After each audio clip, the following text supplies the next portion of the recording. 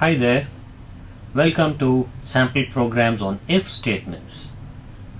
In this session, we are going to talk about we're going to see some sample programs on if. All these while when we were doing programming, we were giving the input as command line arguments.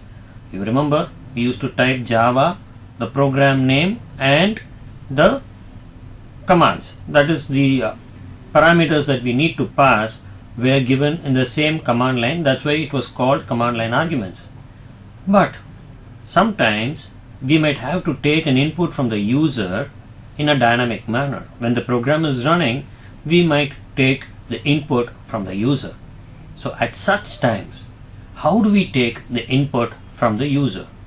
So for this, we will have some input streams we will bring input streams into the picture, like data input stream and the buffered reader. From now on, most of the programs, whenever I take an input from the user, I'll be using these input streams, namely the data input stream or the buffered reader. The data input stream is a deprecated stream which is being used now because the later versions of Java don't support data input streams. It is deprecated, it says, but however you can still run, it will only come as a warning. You can still run the program without any problems. So this is what we're going to see.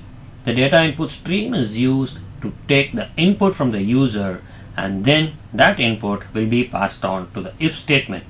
So shall we see the program now? In this example, we're just going to throw an if condition. Through the data input stream, I'm just getting a character from the user.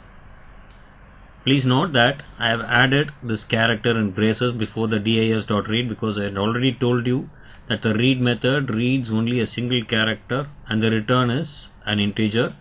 Therefore, to avoid it, I have put a character over here and I have read the character C. If it's a character like say from in a lowercase from A to Z, then it just prints that I have entered a value in the lowercase. But I have not given an else part in this particular program. It's just a simple if program. So let's try running this program.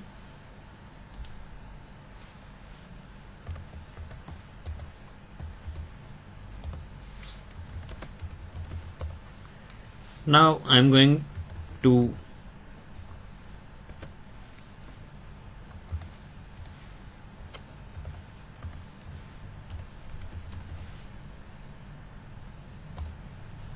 yes, we will execute the program. Now it says enter a character. I just type something in a smalls, I get a lowercase.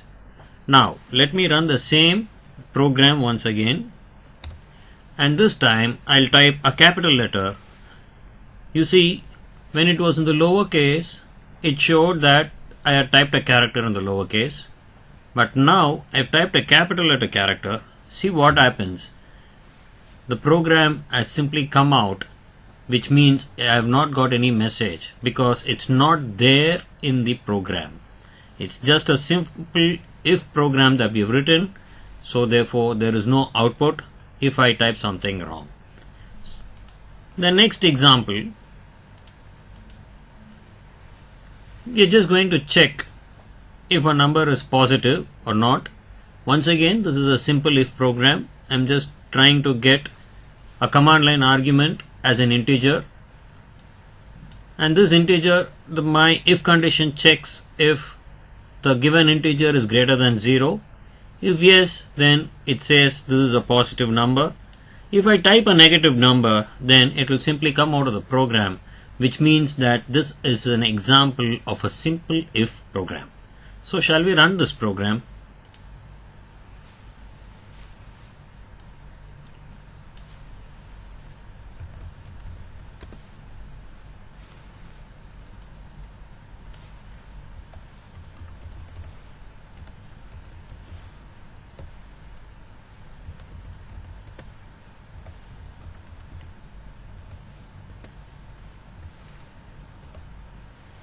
So it simply says it is a positive number.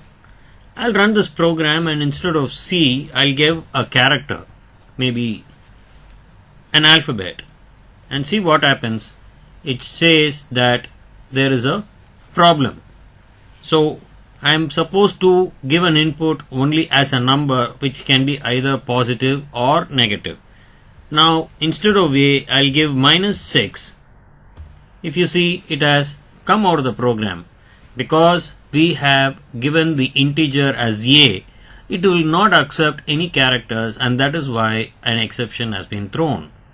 I hope you've understood these two programs. Let's meet again with more of these programs. So till such time, bye for now, and thank you.